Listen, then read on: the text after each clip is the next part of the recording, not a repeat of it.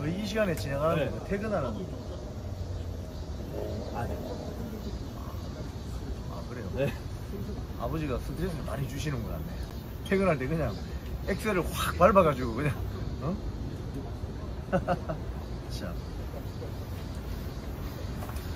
자 뉴스 브리핑을 한번 해봅시다. 네. 365명이 기다리고 있어요. 예, 네, 감사합니다. 예. 뭐 마이크 없이 해도 되죠? 그냥 이렇게 하면 되죠? 마이크가 왜 안 돼요? 마이크? 마이크? 마이크 안 되나? 저거 아니에요? 저 꼽아놓는 거? 아이가? 아니. 저 꼽아놓는 거 그거 아니에요? 그 위에 있던데. 그거 맞나? 그거 맞네. 아. 이제 방송하고 있어요. 나가고 있어요. 자, 시청자 여러분 반갑습니다. 오늘 너무 무더워요. 점심 때 기자회견을 여기 앞에서 했는데 한 40분 정도 서 있었던 것 같은데 굉장히 어지럽더라고요. 저희가 또 뭐 잠시 사무실 안에 들어가서 뭐 물도 마시고 하면 되지만 여기 하루 종일 밖에 나와 계시는 우리 한동훈 삼촌 TV님하고 윤PD TV님 하고 너무 고생이 많으십니다. 우리 그 염순태 대표님은 아마 좀 모친이 건강이 안 좋으신지 오늘 조금 일찍 아침에 염순태 대표님 같은 경우는 오늘 신관 정문 앞에서 1인 시위를 하셨어요. 1인 시위 뭐 한 2시간 넘게 하시던데 제가 아침에 출근하기 전에 보고 아이고 되게 참 가슴이 짠했습니다. 왜냐하면은 그런 1인 시위 하기 쉽지 않거든요, 사실은. 그래서 그 배너를 직접 제작해 오셔가지고, 이제 어제부터, 그 배너 원래 이제 그 김희철 사장 출근하면 보여주려고 만드신 건데, 주로 직원들이 신관 쪽으로 많이 출입을 하기 때문에 이쪽에서 이제 하시는 것 같아요. 너무 우리 염순태 대표님 감사하고요. 참 이렇게 국민들께서 KBS를 생각해 주시니까 KBS는 그나마 행복한 겁니다. 지금 뭐 아주 뭐 무관심한 저는 MBC를 어떻게 하지죠? 참 정말 저 회사는 이제 우리 여기 KBS가 조금 민노총에서 해방되고 나면 MBC로 이제 불이 붙을 텐데 MBC는 제가 봤을 때 굉장히 절박합니다. 정말 저기 보면. 자 오늘 한 9가지 정도의 소식을 제가 전해드릴게요. 사실 제가 아침에 회사에 나오면은 오늘은 무슨 뉴스를 전해드릴까. 아침에 제가 보통 한 6시 되면 일어납니다. 그리고 한 1시쯤 제가 보통 취침을 하거든요. 그러면 1시 되기 전에 쭉 인터넷에 있는 신문을 한번 보고 또 우리 유튜버 댓글 달아주신 거 다 하트 뿅뿅 날리고 다 못 날리면 막 이렇게 지쳐서 잠들었다가 아침 6시쯤 되면 일어나는데 또 조간신문을 이렇게 쭉 보잖아요. 보면 오늘은 무슨 말씀을 전해드릴까 이렇게 걱정하는 날이 있어요. 근데 한 이 시간쯤 되면 쏟아집니다. 또 뭐가 쫙 쏟아져요. 그래서 야 이거 진짜 이건 제가 이걸 알기 쉽게 이해하기 쉽게 우리 시청자 여러분께 쉽게 설명을 해드리고 민노총의 폐악질이 얼마나 심각한지를 대한민국을 어떻게 오염시키는지 망치고 있는지 제가 이걸 잘 설명해 드려야 되겠다. 왜냐하면 미디어 지형이 좀 복잡하잖아요. 그래서 이걸 좀 쉽게 설명해 드려야 되겠다 해서 제가 많이 좀 이렇게 읽고 나오는데 뭐 이야기 쉽습니까? 괜찮습니까? 예, 쉽습니다. 예, 제가 먼저 요거부터 말씀드릴게요. 다음 주 수요일 날 우리 그 이사회가 열려요. KBS 이사회가. 다음 주 수요일 날은 보니까 그 해임된 윤석열 이사 후임으로 모 이사님이 들어오실 것 같아요.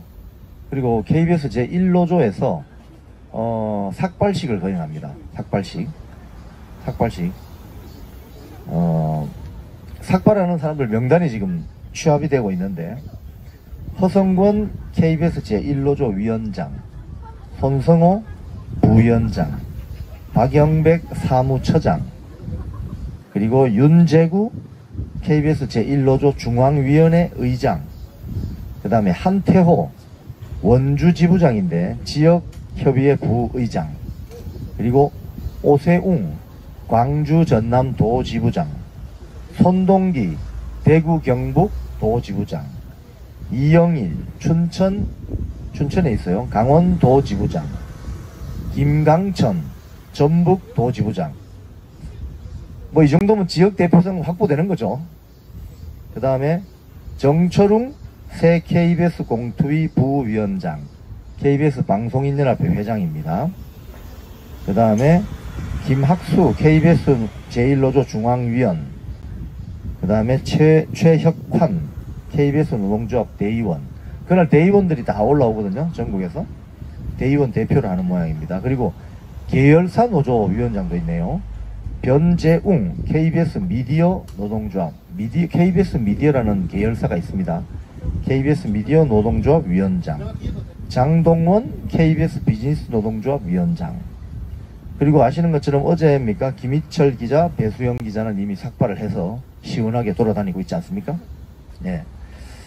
뭐 여러분, 이 삭발이라는 건요, 사실은 그 댓글에도 보면 저보고는 삭발하지 말라고 좀 이야기하시더라고요. 이영풍 기자는 삭발하지 마세요 이러는데 지금도 올라옵니다. 네? 지금도 올라와요? 네. 삭발하지 마세요.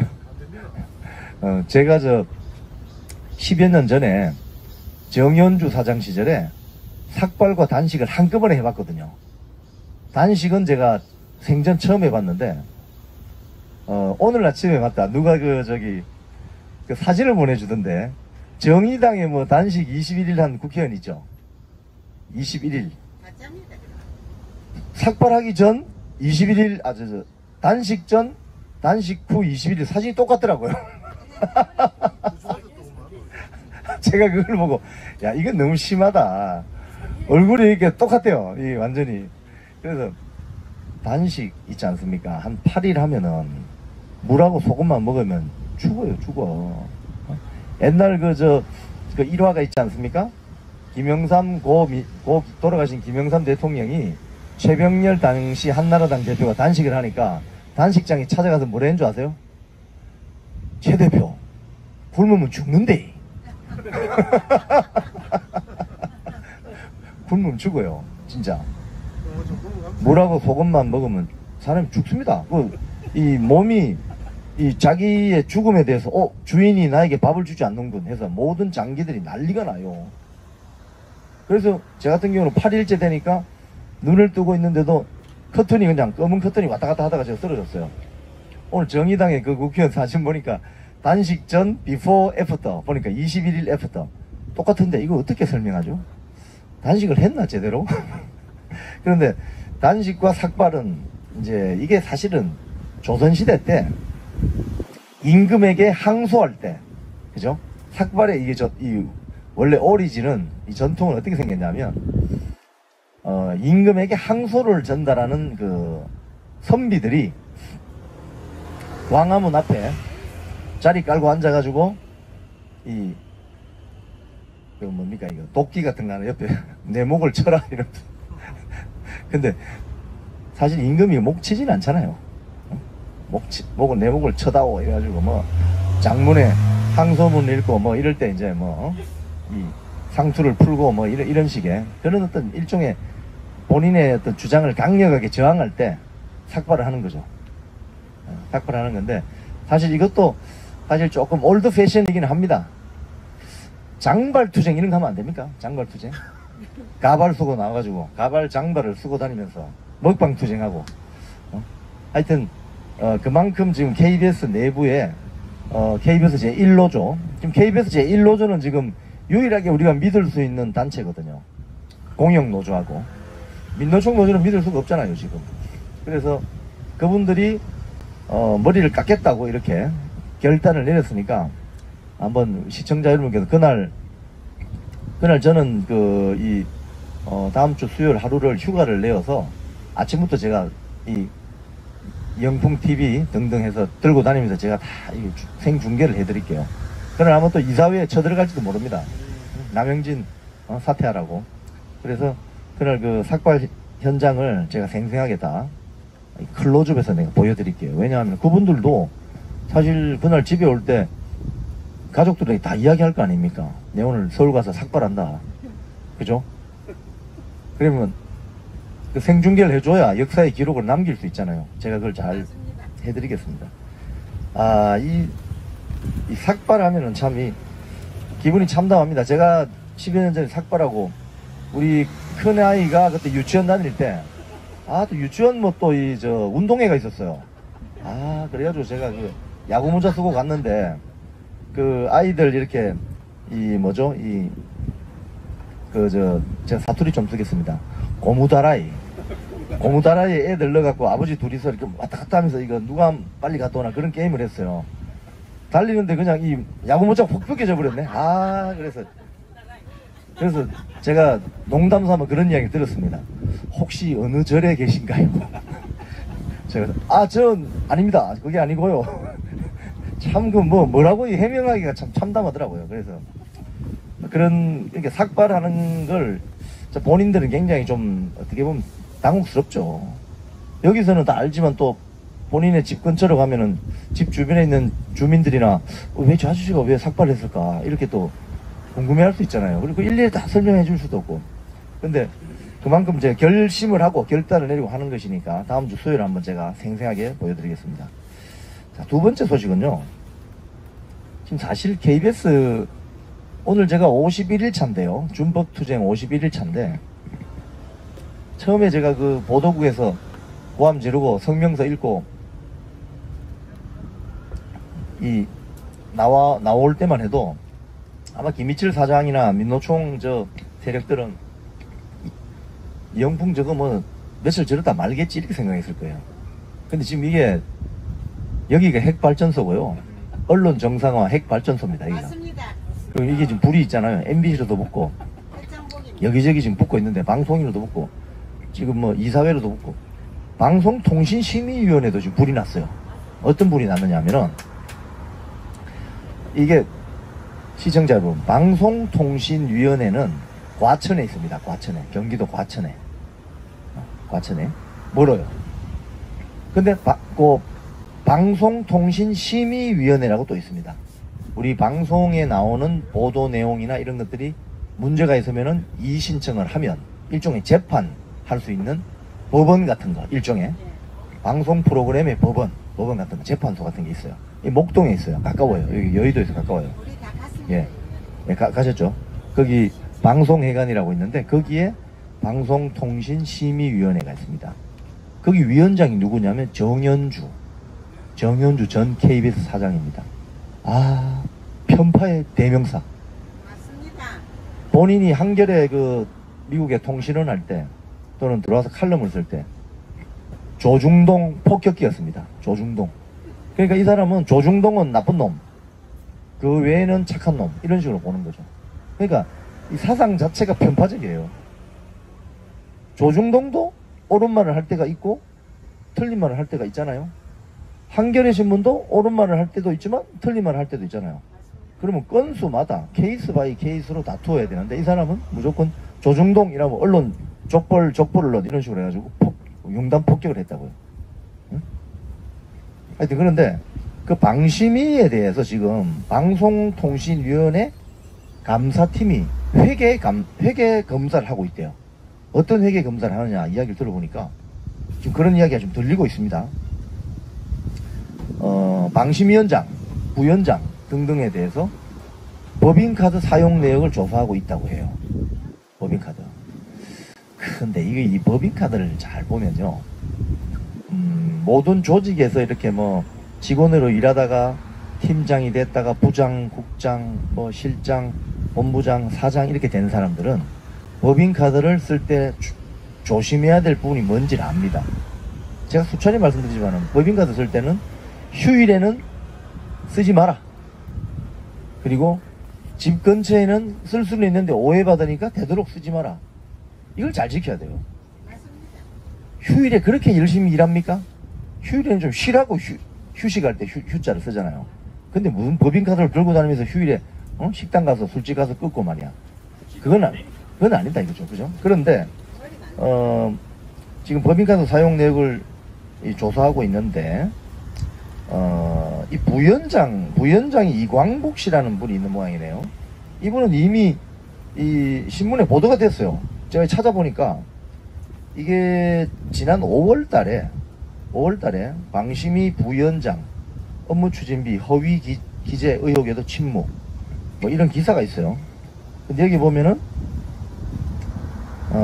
이게 국민의힘 권성동 의원이 이 방심위 업무추진비 내역을 제출받아서 이제 보도자료를 낸 것 같아요. 여기 보면은 돈도 엄청 쓰네. 보니까 2021년 8월부터 2023년 2월까지니까 한 1년 6개월 동안 총 166회에 걸쳐 2,500만 원을 썼대요.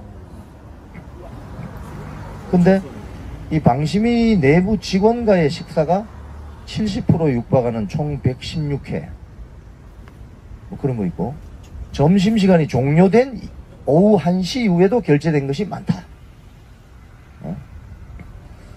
자, 뭐 이런 게 쭉 있습니다. 내용이 나와 있습니다. 이렇게 보면은. 그래서 아마 그 방심위 안에 있는 뭐 노동조합이 있는 모양이죠. 그 노동조합도 보니까 민노총 노조인데 민노총 노조가 문제를 제기했군요. 그런데 여기 보면은 이제 이런 거예요. 방심위 위원도 사실은 준 공무원 아닙니까? 그죠?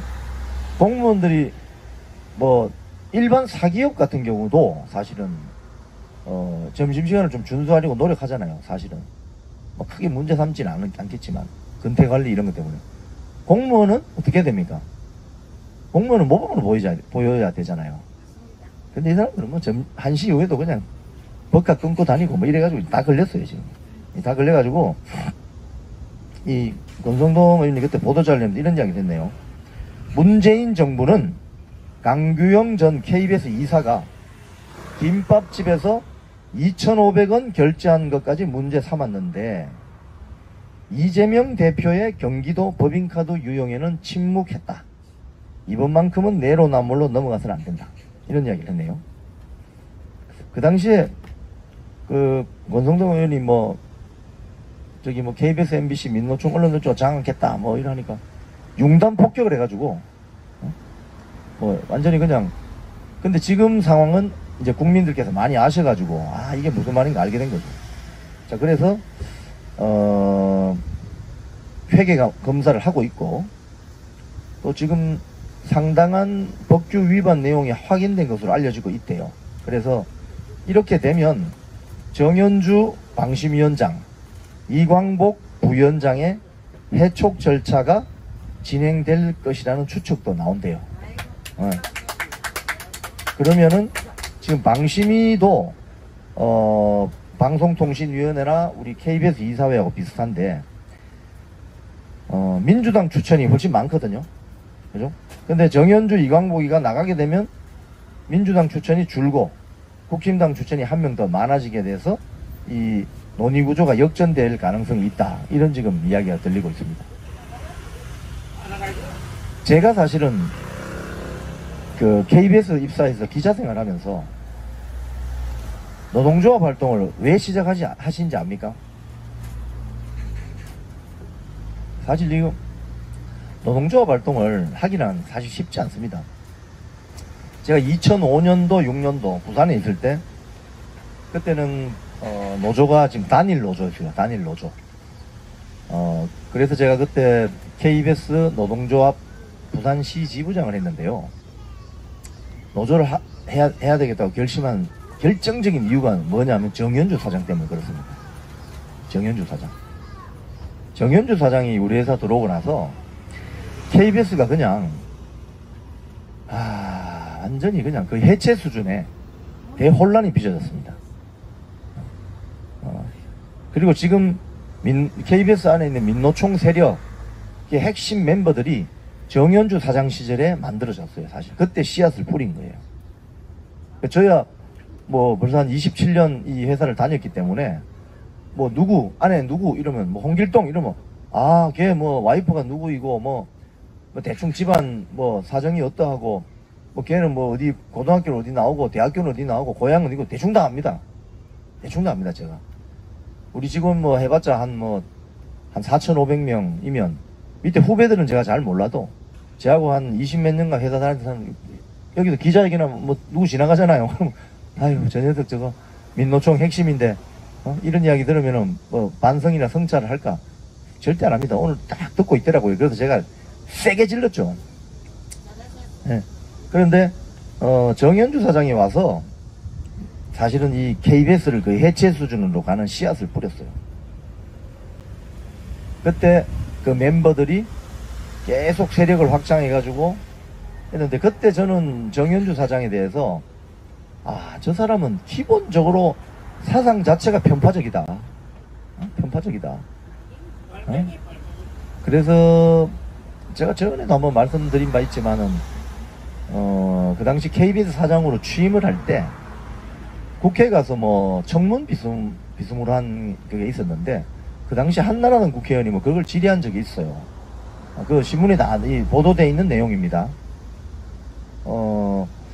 옛날 그 강원도의 그 사북탄광 폭동 사태가 났을 때 거기에 구속된 사람 중에 한 사람이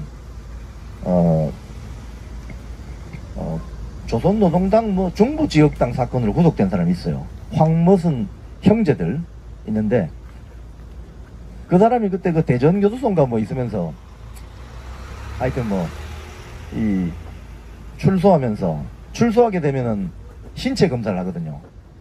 근데 그 사람 그 쉽게 얘기하면 신체 내부에서 감기약 캡슐이 똑 떨어졌어요. 그 아시죠? 이렇게 사람 앉아서 쪼그레뜨기 하면은 쏙 빠집니다. 감기약 캡슐이 났는데 그 캡슐 안에 이렇게 종이를 말아가지고 아주 작은 글씨로 미주알 고주알 써놓은 거기에 보면 그게 나와요. 안기부가 뒤를 밟고 있다? 뭐 이 표현이 내가 정확히 기억이 안 나는데 안기부가 하여튼 추적하고 있다. 거기 명단에 정현주 씨가 나옵니다. 그런 이야기가 있어요. 그걸 한나라당 그 당시 국회의원이 집요하게 물어야 되는데 그 양반도 토론 연습이 안 돼 있는지 정현주 사장이 딱 잡아대니까 그 이상 못 묻고 끝나버린다고요. 그러니까 정현주 사장은 처음부터 이 편파 왜곡 사상이 아주 불공정합니다. 그런 사람이 방송통신심의위원장에 앉아 있으니까 심의 이의 신청이 올라가면 심의하겠어요? 질질 끌었어요. 대표적인 게 제가 기억하는 거는 월남전 참전자회 그 용사회 분들이 작년 8월에 열받아가지고 우리 회사 앞에 와서 김희철 사장 그 인형 만들어 놓고 불 지르고 이랬거든요. 저도 저게 뭔가 왜 저러시지 물어보니까 월남전 파병 용사들을 민간인 학살자로 매도하는 다큐멘터리가 방송됐어요. 그걸 방심위에 심의 이의 신청을 냈거든요. 질질 끌어요. 석 달이 지나도 소식이 없어요. 그래서 그쪽에서 전화해보니까 하는 말이 그동안 이 접수된 게 많아가지고 기다려야 된다는 거예요. 아니 접수된 거 많아도 중요한 거는 빨리빨리 심의를 해서 뭔가 결론을 내줘야 될 거 아니에요. 예? 그러니까 기다리고 있다가 법원에서 1심 판결이 났거든요. 그러니까 법원 판결 나자마자 그걸 또 쏙 해서 신청 결과를 알리고 이런 식으로 치고 빠지더라고요. 그래서 제가 그러려면 왜 거기 앉아 있냐고요. 심의가 들어오면 빨리빨리 해야지. 중요한 거는. 그죠? 그러니까 이런 그 방송통신심의위원장 이 정현주 위원장 날려야 됩니다. 이 사람도.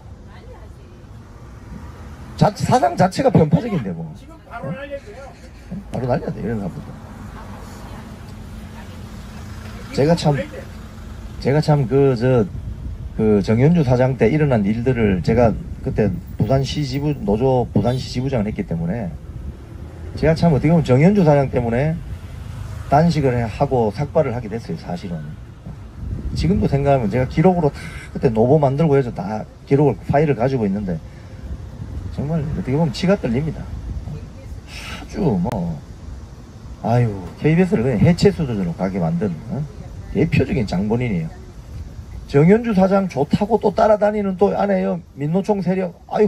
제가 보고 있으면 한심합니다. 한심해. 맞습니다. 그래서 결국 방송이 편파 왜곡 불공정이 되면서 수신료 분리징수 지금 월급도 못 받게 됐잖아 앞으로. 그래서 존경하나 정현주를? 참 정말 아유, 정말 안타까운 정도가 아니고 바보들이에요, 바보들. 자기 지금 생계를 어렵게 만든 사람을 좋다고 지금 아직까지 존경한다고. 야, 저걸 어떻게 봐야 되나?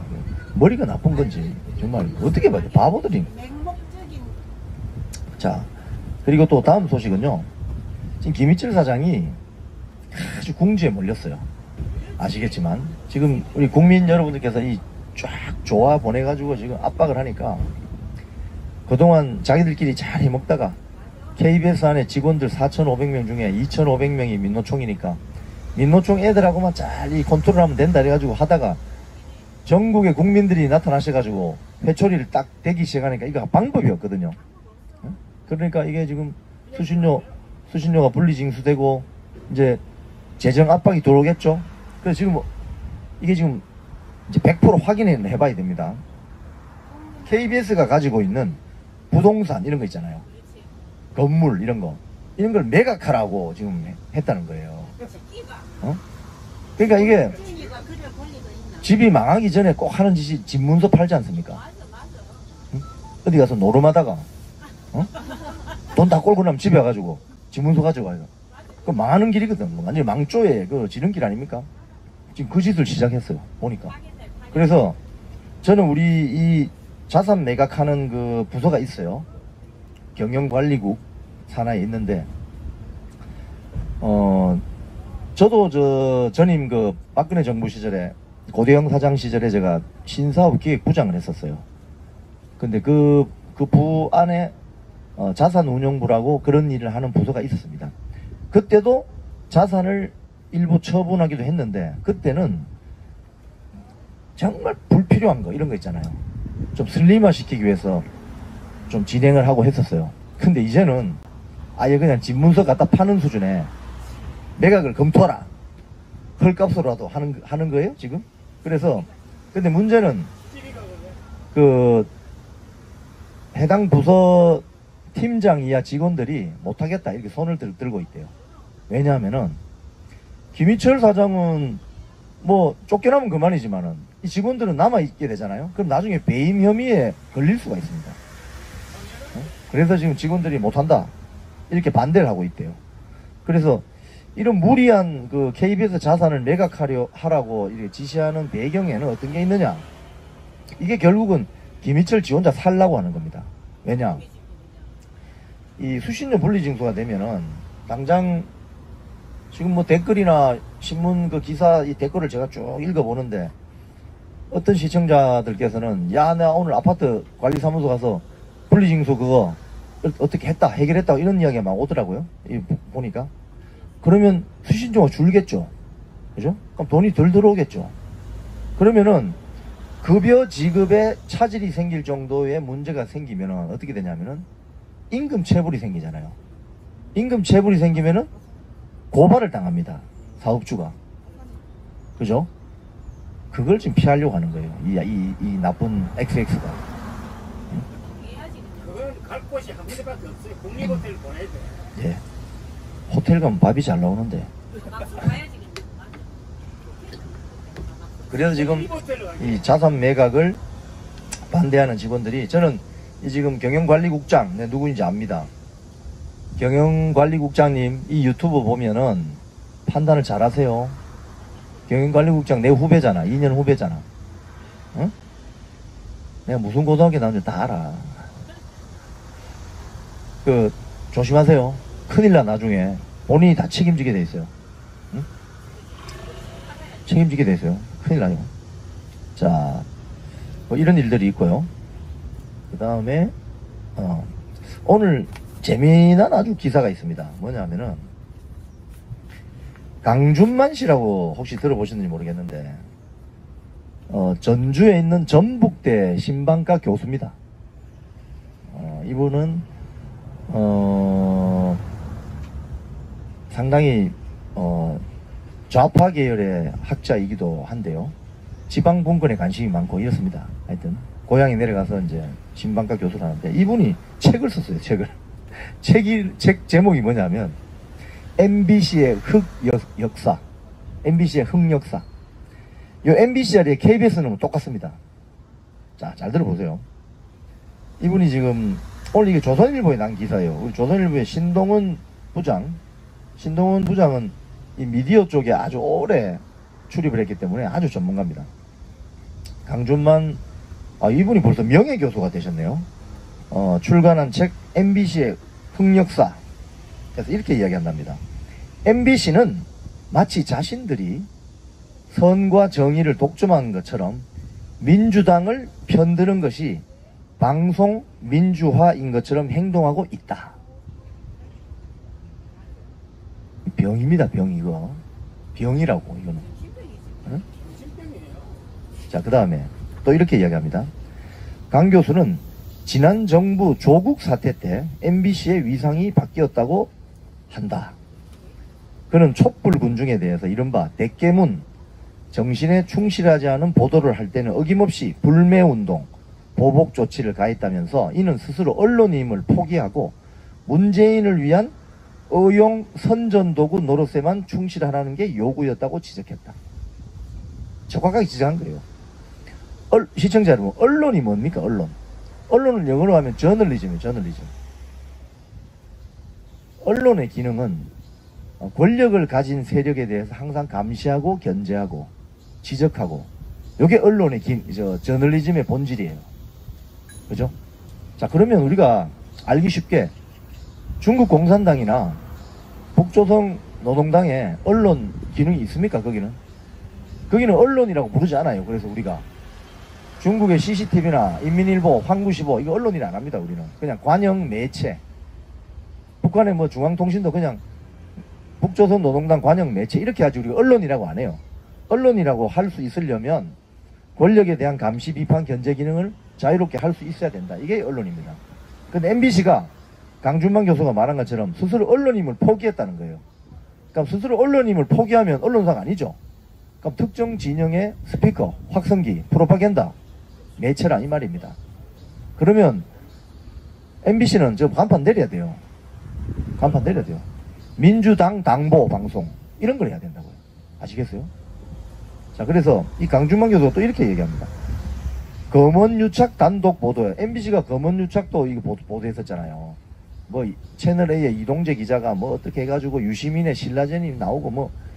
근데 이동재 채널A 기자가 결국 무죄 받았거든요. 근데 사과 한마디 안 해요. 그리고 오보를 해놓고. 굉장히 언론사가 아닌 거지 사실은. MBC는 사실은 언론사가 아닌 겁니다.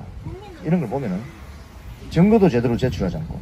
또 김건희 녹취록, 그 서울의 소리 기자 녹음한 거 있잖아요. MBC 스트레이트.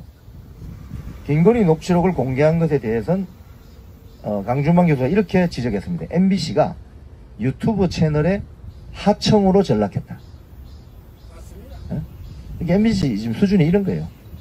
자, 그래서 이 이유가 뭐냐 하면 강준만 교수는 이렇게 분석합니다. 선이냐 악이냐 이분법에 중독이 돼 있다는 거예요. 그러니까 지금 KBS도 그렇고 MBC도 그렇고 이 민노총 세력들은 자기 편은 무조건 오냐 개딸들 오냐 태극기 집회 지금 악마들 이렇게 생각하는 거예요. 완전히 그냥 상대는 악마화하고 자기 편들은 뭘 잘못해도 오냐 그 언론이 아니죠. 그거는 언론이 아니고 그거는 공산당 선전 매체나 독일 나치 게벨스 정권의 그런 매체하고 똑같은 거예요.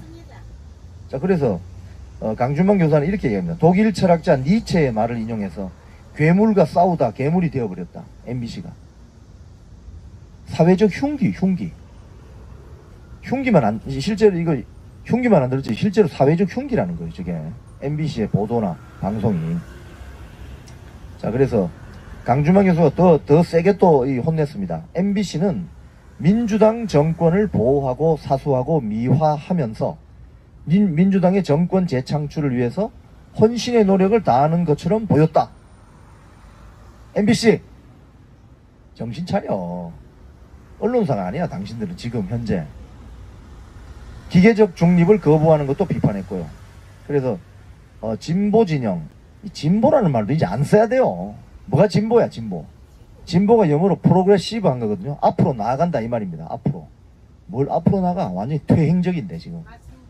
그러니까 좌파야. 좌파.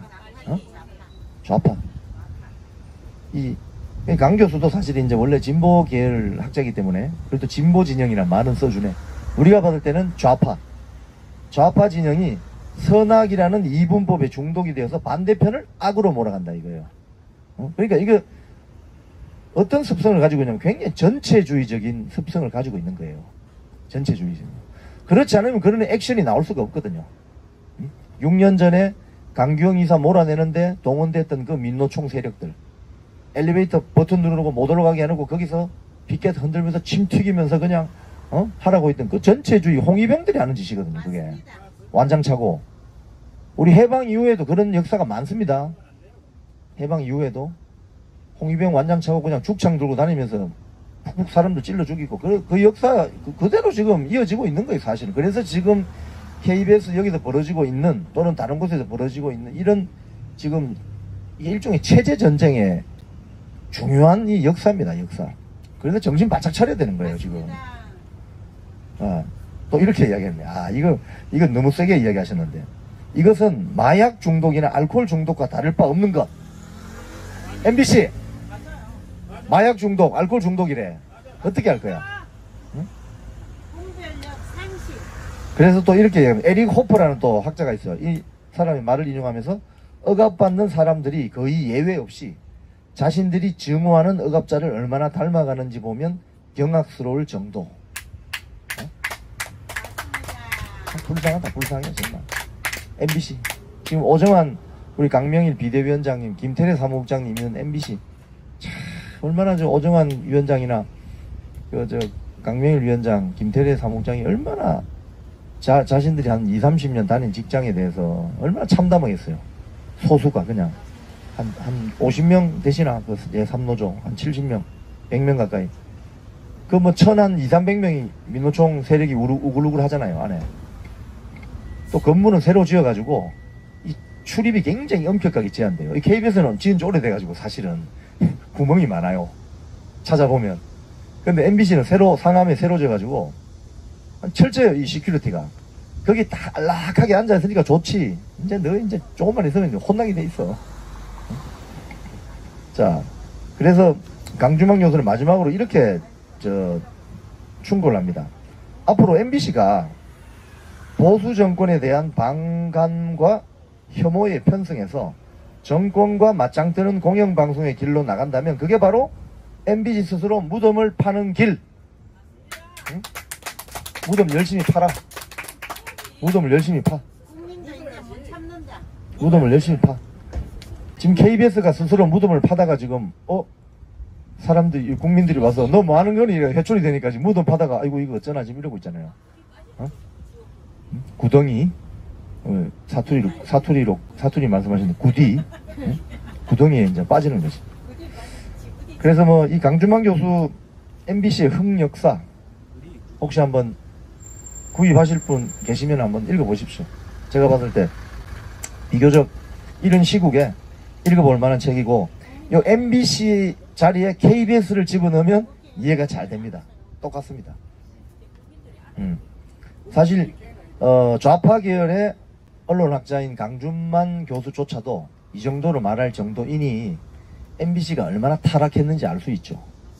맛이 간 거예요. 맛이 갔어요. 맛이 갔어요. 응? 응. 그래서 MBC는 어떻게 우리 국민들께서 혼을 내실까요? 저는 상당히 기대되는데.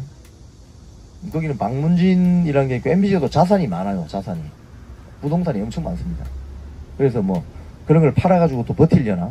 지금 KBS는 뭐 자산이 별로 없어요. 사실 KBS는.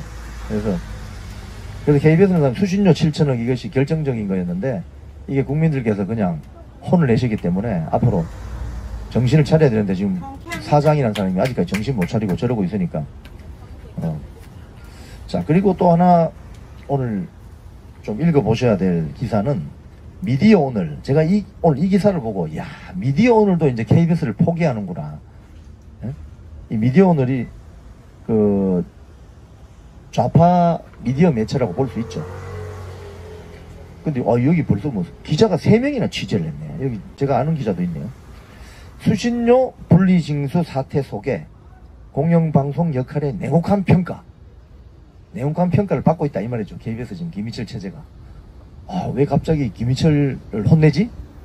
제가 이 기사를 읽고 미디어 오늘이 이제 KBS를 포기하는구나. 드디어 제가 이런 생각을 했어요. 여기 보면은 다른 거는 뭐 다 그렇고 이제 그 공영방송이 국민의 어떤 수신료로 운영이 되기 때문에 여러 가지 해야 될 주요 역할들이 있는데 뭐 재난방송이라든지 뭐 국제방송이라든지 장애인 방송이라든지 뭐 이런 거 있잖아요. 그 중에 가장 핵심적인 게 지역방송입니다. 사실은 지역방송. 제가 NHK 이야기를 많이 드렸잖아요. 제가 저 KBS 입사하고 나서 NHK에 굉장히 관심이 많았었어요. 사실은. 왜냐하면 한국에는 저 엄밀하게 말해서 퍼블릭 채널이 KBS 뿐이거든요.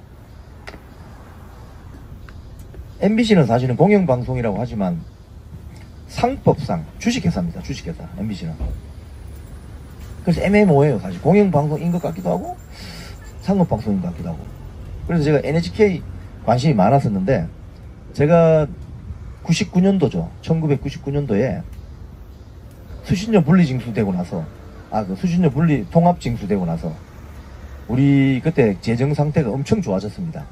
그러니까 94년 5년 제 입사하고 나서 뭐 엄청 좋아져가지고 연말에 어떤 좋은 보고서를 내거나 이렇게 하면 외국에 가서 이렇게 취재할 수 있도록 그걸 기회를 줬어요. 그래서 제가 밤에 당직하다가 그게 코비스에 떠있길래 와 이거 한번 해봐야 되겠다 해서 제가 그 응모를 했어요. 그 응모에서 걸렸어요 제가. 그래가지고 일본 NHK를 제가 그 당시 기억으로 한 달 정도 갔다 온 것 같은데 제가 그래서 도쿄에서 절반 제일 시골 방송국 홋카이도 절반 이렇게 가서 제가 그 뭐 기자들은 당직을 어떻게 서는지 기사를 어떻게 서는지 취재는 어떻게 하는지 뭐 중계차는 어떻게 돌아다니는지 헬기는 어떻게 돌아다니는지 제가 그걸 다 해가지고 보고서를 만들어서 우리 그 지금도 KBS 아카이브에 들어 있습니다. 역시 실력이네. 예, 이 실력을 쌓아야 되지 않겠습니까? 맞습니다. 제가 그때 가서 보니까 놀랬던 것이 홋카이도 방송국 저기 위에 있잖아요. 북해도 거기 가면은 화산이 많이 나요. 화산 폭발이 많이 나잖아요. 그러면은 NHK 근무하다가 정년하신 분들이 아르바이트를 합니다. 어떤 아르바이트를 하냐면은 화산 근처 온천 있잖아요. 온천에 NHK 조그마한 사무실을 만들어 놓고 그 은퇴하신 분들이 뭐 할아버지 할머니들이 많을 거 아닙니까? 아침마다 자전거 타고 거리 출근해요.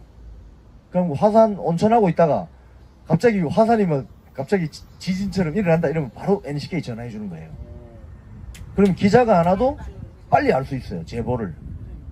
그 좋잖아요. NHK 일한 그 어떤 경험이 있으니까 취재한 경험이 있거나 또 잘 아니까 방송에서 아니까 그럼 온천하고 있다가 갑자기 온천물이 막 끓어오른다 뭔가 지진이 날 것 같다 이러면 전화해 주는 거예요.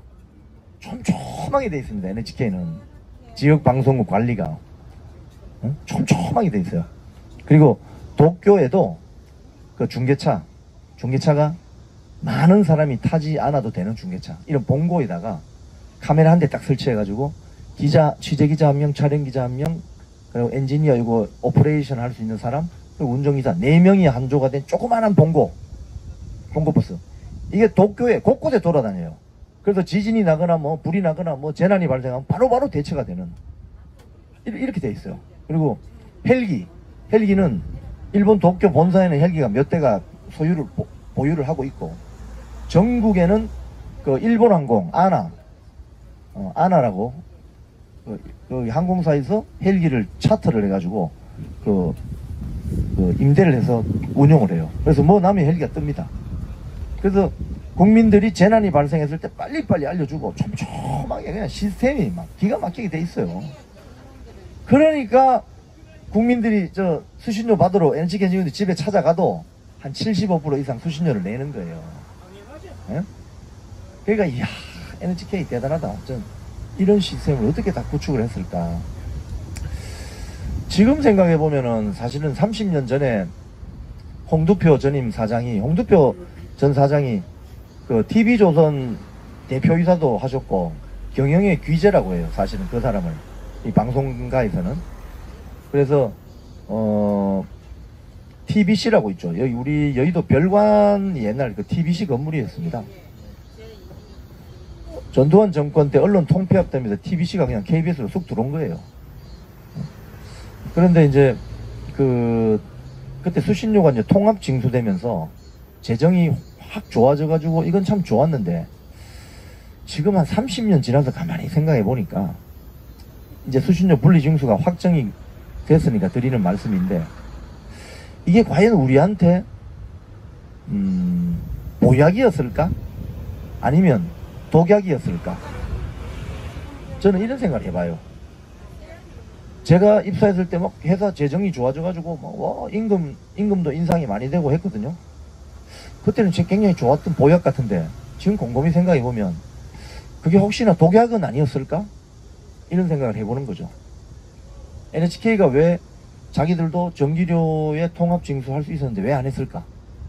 그 당시 94년도에 수신료가 통합 징수되면서 NHK 직원들이 여기에 KBS에 연구하러 많이 왔었습니다.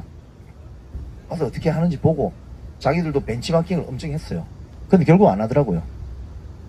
일본 사람들이 바보입니까? 다 이유가 있는 거지. 아마 이런 미디어 급변 시대를 예측했는지도 모르죠. 그죠? 지금 BBC는 2027년입니까? 28년입니까? 수신료 안 받겠다고 선언했잖아요. NHK는 10% 인하했거든요. 이걸 보면 참 여러 가지 생각이 드는데 어쨌든 이 지역 방송국에 대해서 상당히 서비스를 잘하고 있어요. 그러니까 도쿄에 사는 사람이나 홋카이도에 사는 사람이나 오키나와에 사는 사람이나 다 쉽게 하면 우리로 치면 한 달에 2,500원씩 낸단 말이에요. 그러면 서비스를 다 잘해줘야 되잖아요. 그럼 우리 서울 강남 사는 사람하고 경북 봉화의 산골에 사는 사람하고 차별하면 됩니까? 전라남도 목포에 사는 시청자하고 서울 강남에 사는 시청자하고 차별하면 되냐고요? 안 되잖아요. 그죠? 안 되잖아요. 근데 이런 게 있어요. 서울에는요 문화시설이 많지 않습니까? 영화관도 많고. 근데 시골 가면 어떻습니까? 시골에 CGV 한번 가려면은 버스 타고 한참 가야 되잖아요. 저도 시골에 벌초하러 갔다가 나는 우리 애가 그걸 이야기해서 알았어요. 아빠 여기는 CGV가 없어요. CGV가 없어? 그럼 뭐 있는데? 이러면 롯데시네마 근데 있는데 한참 가야 돼요. 그래서 그렇구나. 지방에는 문화시설이 아주 부족합니다. 근데 이 문화시설의 역할을 KBS 지역방송국이 했어요. 왜냐하면 시골에 방송국 한번 놀러 가면은 그 어르신들이나 그 지역에 사는 주민들이 노래 교실 한번 이런 거 하면요.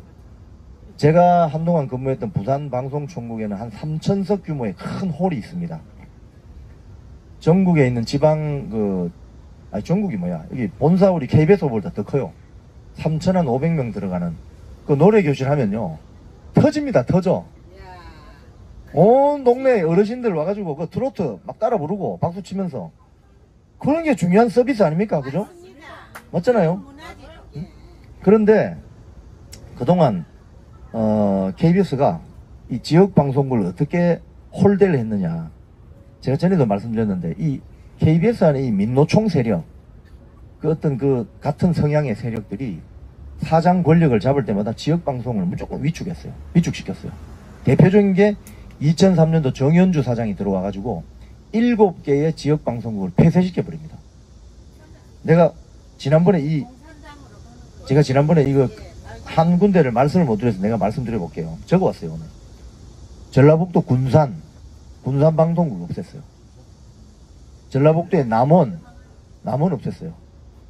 충남의 홍성 없앴어요. 전라남도의 여수 방송국 없앴어요. 강원도의 속초, 영월, 태백 3군데는 없었어요. 7군데를 없앴습니다. 근데 이게 노조위원장이 합의해줬어요. 그 노조위원장이라는 자가 제 동기인데 지금 저 KBS 제일 잘 나가는 계열사 사장입니다. 양성동 들어와서 잘 주다가 김희철 되고 나서 계열사 사장 한 자리 먹고 좀 밖에 나가 있는 거지. 이렇습니다. 이렇게 해놓고 요번에 지역 시청자 위원들 동원해가지고 수신료 관련 성명서 김희철 사장 목숨 연장하는 그런 성명서를 쓰게 하는 그 관제 대문하고 말이죠. 근데 오늘 이 미디어 오늘 기사가 보면 이런 게 있습니다. 원주에 가면은 이선경 원주시민연대 대표라는 분이 있어요. 이분이 몇 년 전부터 여기 KBS 앞에 와서 데모도 많이 했어요. 왜? KBS가 지역방송을 너무 홀대한다 이래서 그런데 이분이 뭐라고 여기 인터뷰가 되냐면 이렇게 합니다. 이분도 제가 받을 때는 좌파 운동하는 분 중에 한 분이에요. 근데 이분이 이렇게 얘기합니다. 분리징수는 옳지 않다. 하지만 이제 와서 KBS를 도와주기에는 명분이 없다. 이렇게 얘기합니다. 맞네요. 박수. 응? 그 이유가 명분이 없어. 2004년 제가 아까 말씀드렸죠. 정현주 사장이 2004년 들어와서 2008년에 나갔거든요. 2004년도 KBS 속초 방송국이 없어졌고 2019년도면 양성동 요 바로 앞에 양성동 사장 원주 방송국이 사실상 없어졌다. 왜 없어졌냐? 기능이 없어졌습니다. 뭐 라디오 이런 거 없어졌습니다. 큰 동네에서 산불도 자주 나는데 KBS는 없어지고 있다. 강원도에 고성 산불 났을 때 그때 만약에 원주나 영월 태백에 방송국이 있었으면 나갔지 바로. 그러니까 이런 거예요. 이런 거. 이렇게 하면서 수신료 뭐 분리징수 사태가 터져가지고 김희철 목숨이 달랑달랑 하니까 이 지역에 있는 이 시청자들이 도와줄 것 같아요. 안 도와줍니다. 그러니까 평소에 잘해야 된다고. 평소에 실력이 시험 공부가 뭐 당일치기 해가지고 점수 잘 나오는 거 봤어요. 안 나오죠. 얘 복습을 확실하게 하고 꾸준하게 해야 되는 거지. 당장 내일 시험도 오늘 밤샘 해가지고 되냐고. 시험 치는데 잠이 와서 어떻게 시험을 쳐. 이런 식이라는 거예요. 얄팍해. 그러니까 아주 지역 정책이 얄팍하기 짝이 없어요.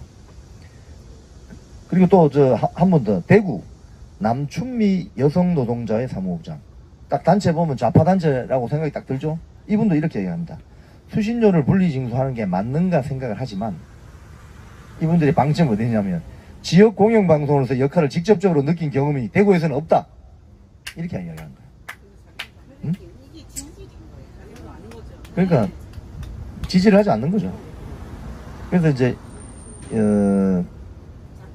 이게 이제 근본 원인은요 KBS 이사회 구조에 있습니다. KBS 이사회 이사들 11명이 전부 다 서울에 사는 사람들입니다. 지역 출신이 없어요. NHK는 반드시 지방에 현재 살고 있는 사람을 이사를 뽑게 되어 있습니다.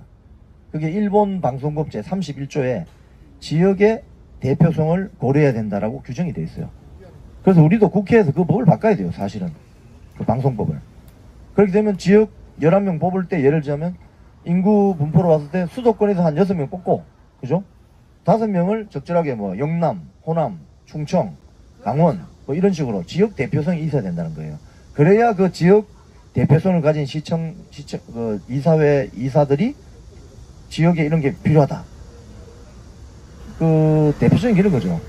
우리 지역의 전체 그 지역 방송국이 18개 있는데 지역 방송 18개 제작 예산을 다 합치면 얼마쯤 될 것 같습니까? 우리 KBS 예산이 1조 한 5천억 되는데 한 5천억 될 것 같습니까? 이게 이제 몇 년 전 자료인데요. 정확한 자료는 업데이트를 해봐야 됩니다. 400억이 안 됩니다. 400억. 이게 말이 됩니까? 수신료 내는 시청자의 절반이 다 지방에 있는데 수도권 말고 비수도권에 있는데 그 방송국에 내려주는 돈이 제작하라고 내려주는 돈이 1,000억이 안 돼요. 그러면서 이제 와서 뭐 지역이 어떠고 저떠고 이야기할 자격이 있냐고. 일본 같은 경우는 도쿄에서 드라마를 만들지만 오사카에서도 드라마를 만들어요. 오사카에서도. 쉽게 우리로 치면은 서울에서도 드라마 만드는데 부산에서도 드라마를 만든다고. 광주에서도 드라마를 만들고. 그동안 뭐 했냐고. 그동안 이렇게 지방을 말이죠 홀대했으면서 뭐 이제 와가지고 뭐 수신료 분리징수가 되면 지역방송 서비스를 못하게 되고 원래 할 생각이 없었잖아. 지 급하니까 이제 나타나가지고 도와주십시오. 그러니까 평소 관계를 잘 해놔야. 저도 작년까지 그 노조 정책실장 하면서 1노조 정책실장 하면서 제가 목포, 원주, 부산 다니면서 그 지역에서 그 활동하는 저 활동가들 우리 KBS에 우호적일 수 있는 분들 가서 다 대접하고 이야기 듣고 또 토론회 하면 우리가 KTX 다 이렇게 끊어가지고 오시라고 토론 패널로도 모시고 그분 사진 박아가지고 책자도 만들어 드리고 그쪽에 뭐 행사가 있으면 또 가서 참여도 하고 평소에 잘해야지. 평소에 시험 치기 바로 전날 당일 치기 하면 되냐고 그게. 그래서 오늘 이 미디어 오늘 기사가 수신료 분리징수 사태 속에 공영방송 역할의 냉혹한 평가. 미디어 오늘조차도 아 김희철이 끝났구나 하고 보는 거예요. 나 이 기사를 보면서 아 미디어 오늘 필진이 KBS 김희철 체제는 끝났다고 보는구나. 나 그런 느낌이 들었어요. 네. 자 그리고 하나 더 또 말씀드리면 한겨레 신문이 오늘 또 기사를 하나 냈는데요. 이 기사를 쓴 기자가 제가 잘 압니다. 여기도 뭐 이제 쭉 이 한겨레 기자 이분이 기사를 비교적 객관적으로 쓰는 편이에요. 그래서 쭉 읽어보니까 이제 이런 표현을 해놨어요. 이제 우리 윤석열 이사 잘렸죠. 남영진 이사장이 지금 법인카드로 곧 잘리겠죠. 그러면은 민주당 추천 이사가 2명 주니까 이제 이사회 구도가 역전되겠죠. 자, 이거는 우리가 예상할 수 있잖아요. 근데 기사에 이렇게 표현이 되어 있습니다. 한국방송 이사회 구도 재편을 위한 정권 차원의 시나리오가 작동하고 있는 것 아니냐. 이거는 오바죠. 정권 차원의 시나리오. 그래서 제가 뭐 다른 건 이야기할 거 없고 정권 차원의 시나리오라고 하면은 민주당의 언론 장악 문건 문재인 정권 때 이게 시나리오 아닙니까? 딱 그건 문건으로 되어 있는 거잖아. 그때 한겨레 신문이 어떻게 보도했는지 저는 좀 더 조사해 봐야 되겠지만 그 조선일보가 폭로인 거거든요. 그 당시에 2017년 5월에 집권하고 2017년 8월 30일 날 민주당 워크숍 의원 워크숍에서 하는 걸 입수가 돼가지고 9월 8일인가 조선일보에 폭로됐거든요. 그때 한겨레 신문이나 경향신문, 한국일보, 좌파 신문이라고 할 수 있는 거기서 이 민주당의 문재인 정권의 민주당의 언론 장악 문건이 어떻게 상세하게 보도됐는지 제가 별로 기억이 없어요. 그때는 왜 시나리오 이야기 안 하다가 왜 지금 시나리오 이야기를 하죠? 지금 뭐 용산에서 뭐 시나리오 작성한 게 걸린 게 있습니까? 또는 국민의힘 당에서 뭐 시나리오를 작성해서 걸린 게 있습니까? 근데 지금 정권 교체한 지 1년이 훨씬 지났는데 아직까지 저러고 있는데 언론 장악할 의사가 있다고 보는 거예요? 저는 뭐 이런 이야기 하면은 어떻게 보면 윤석열 정권이 참 어떻게 보면 대책 없이 언론을 자유롭게 방치했구나. 나 이런 생각이 들어요. 오히려 지금 뭐 언론 탄압 고소하고 언론 공격당하고 있잖아. 사실은. 응? 그래서 민주당의 언론 장악 문건 이거 수사해야 됩니다. 사실은 이거는 문재인 대통령이 책임져야 돼요. 사실은. 책임져야 돼요. 문재인 대통령이 책임져야 돼요. 그럼 명백하게 나오잖아요. 팩트가. 응? 당에서 장악했는데 그때 여당이었잖아요. 그럼 청와대에서 그거 몰랐어요? 그러니까 문재인 대통령도 언젠가는 이 언론 장악 문건, 시나리오 문건 있잖아요. 여기에 대해서 수사를 받으셔야 될 거예요. 언론 자유가 있는 자유민주주의 국가에서 집권 여당이 언론 장악을 하는 시나리오 문건을 작성했다? 이건 안 되는 거죠. 이건 벌 받아야 돼요. 자, 오늘 또 하나 더. 이게 뭐니까, 이게, 이 박정욱 MBC PD라는 분이 쓴 글입니다, 이게. PD저널이라는 그 매체가 있습니다. PD저널. PD연합회에서 이제 관리하는. 여기도 뭐, 이걸 언론이라고 하기도 그렇고, 하여튼 PD들의 어떤 그런 이야기를 많이 실어주니까 매체라고 해야 되겠죠. 여기에 제목이 KBS와 BBC에 들이닥친 공영방송의 위기. 딱 이렇게 되어 있습니다. KBS와 BBC에 공영방송이 들이닥친 공영방송의 위기. 제가 봤을 때는 이분도 공부가 별로 안 돼 있어요. KBS하고 BBC를 바로 이렇게 비교할 수가 없어요. 완전히 달라요, 사실은.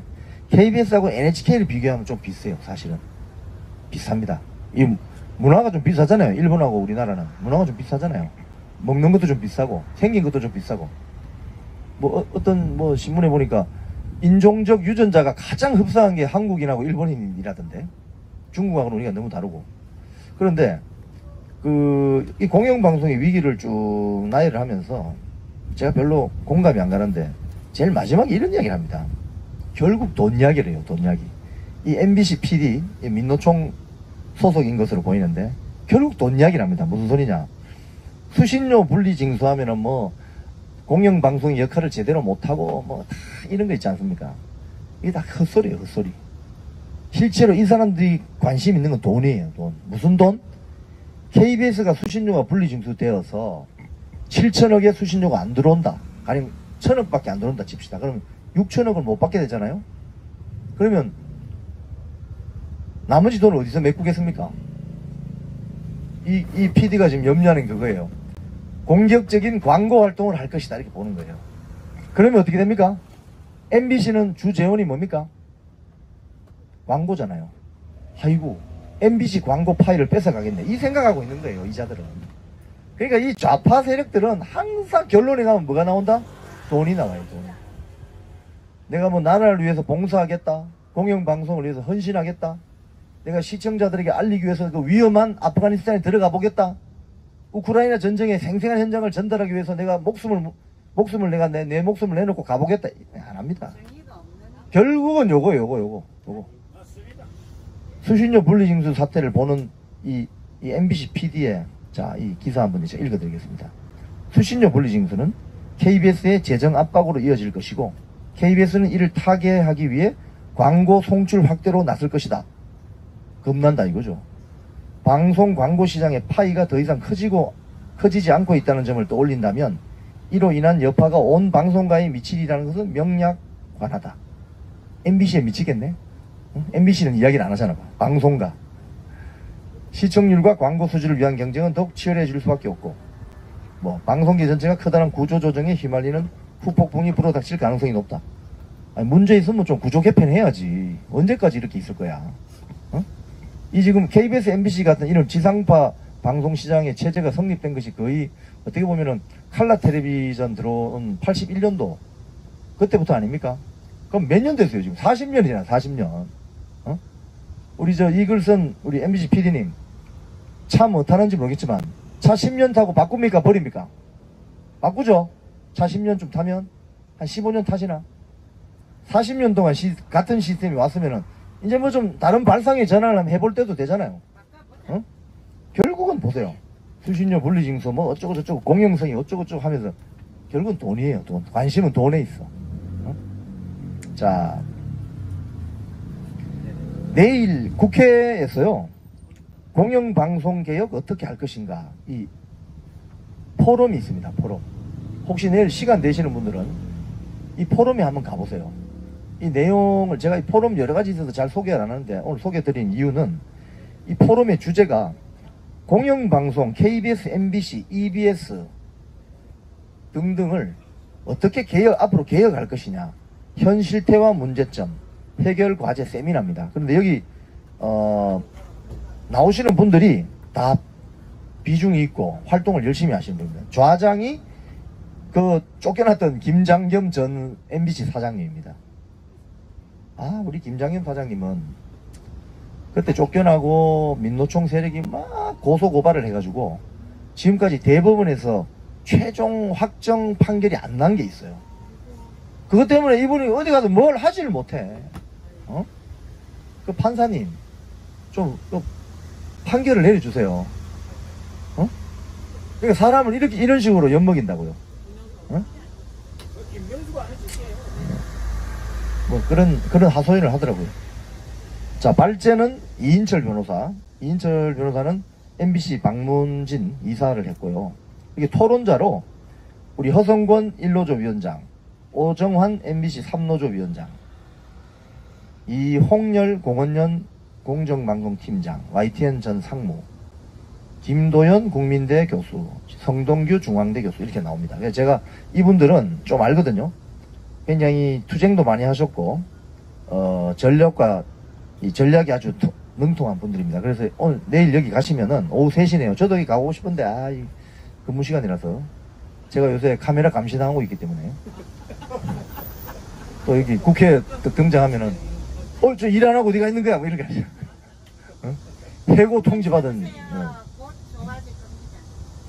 자, 그래서 예, 내일 한번 시간이 되시면 내일 오후 3시 국회의원 회관 2층 제2소회의실입니다. 자, 마지막으로 MBC 소식을 제가 하나씩 이렇게 전해드리는데 이 MBC 제3노조가 쓴 성명서입니다. 이 제목이 뭐냐면요. 물난리에도 고개 든 편파 기술. 편파 방송을 한다 이 말인데 어떻게 하느냐. 저도 그거 보고 깜짝 놀랐어요. 이렇게 그 뉴스 하면은 왜 앵커, 아나운싱을 하는 앵커가 있고 여기 오른쪽이나 왼쪽에 이렇게 그게 뜨잖아요. 그림하고 사진하고 자막이 뜨잖아요. 또는 밑에 이렇게 하단 타이틀이 생길 수도 있고. 여기에 뭐라고 되어 있냐면 윤석열 대통령이 나옵니다. 사진에. 산사태 현장 방문 위로 땡땡땡 그리고 민가를 좀 덮친 줄 이렇게 되어 있습니다. 이게 무슨 말입니까? 민가 조금 덮쳤는 줄 알았는데 이런 말이죠. 대통령이 이렇게 이야기했다고 다운표를 딴 거죠.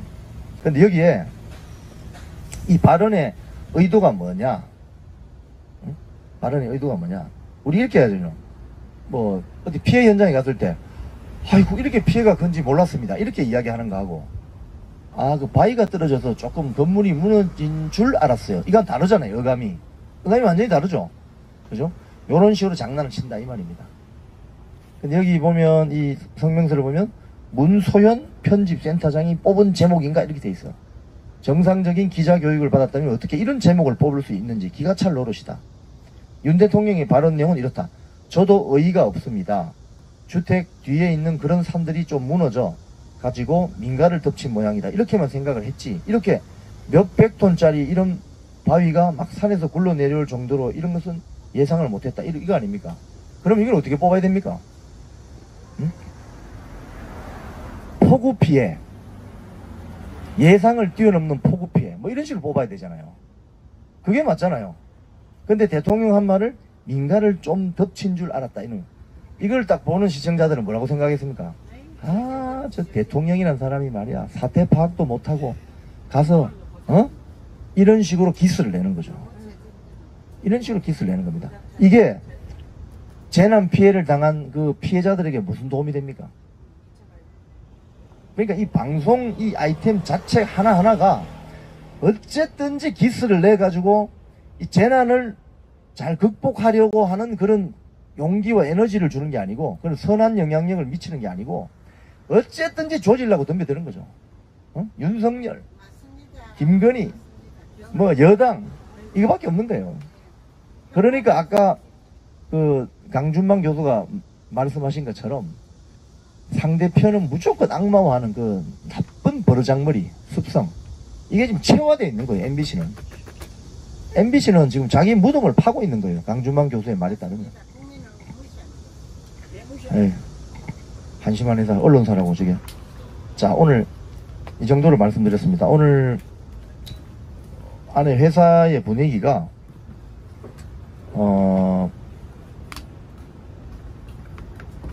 지금 협회들이 또 각 협회별로 지난번에 그 협회 장들이 연명해가지고 아나운서 협회 기술인 협회, 영상 제작인 협회 등등 경영협회가 김희철 사장 반대하라는 그 퇴진 성명서를 냈잖아요. 근데 이번에 투표를 내보니까 민노총 노조원들이 거의 조직적으로 투표를 안 한 것 같아요. 한 2,000여 명 빈단 말이에요. 투표율이. 그죠? 그래서 지금 협회들이 안 되겠다. 협회 안에는 민노총 노조도 있고 일노조도 있고 다 있거든요. 자, 그럼 협회 투표를 하자. 이래가지고 협회 투표가 시작됐습니다. 전 직원 투표를 하기 싫으니까 그럼 협회 투표는 해라 그러면은. 그래서 경영협회, 영상제작인협회, 기술인협회 이제 시작했어요. 오늘부터. 자, 그럼 기자협회하고 PD협회가 투표하겠어요? 안 하겠어요?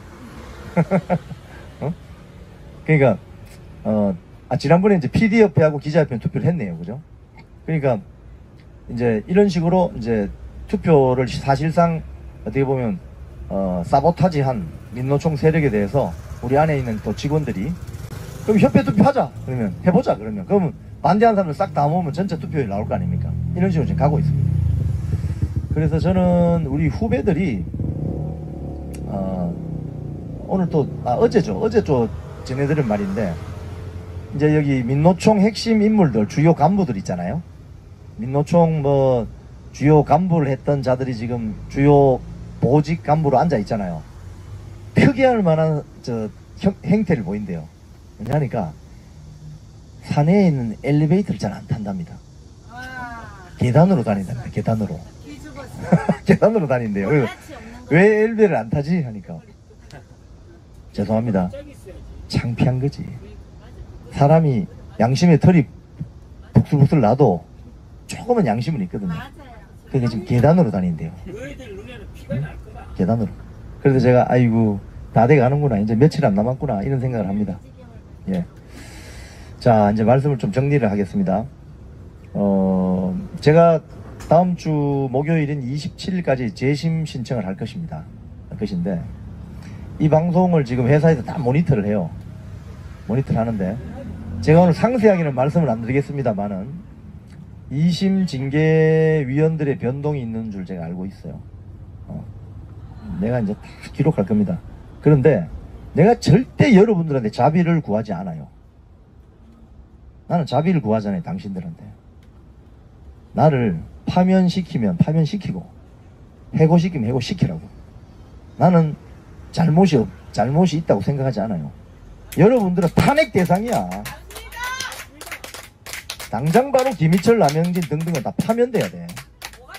국민의 방송 KBS를 민노총 왕국의 노영방송으로 전락시키고 타락시킨 자들이 바로 당신들이잖아. 맞아요. 앞으로 수사받아야 될 때 두고 봐. 나는 당신들에게 자비를 구하지 않아. 때려! 징계 때려 세게. 어? 나는 그럼 여기서 놀면 되니까. 응? 들어와! 내가 어퍼컷 펀치로 내가 절대 쫄지 않아. 우리는 그런 거. 어?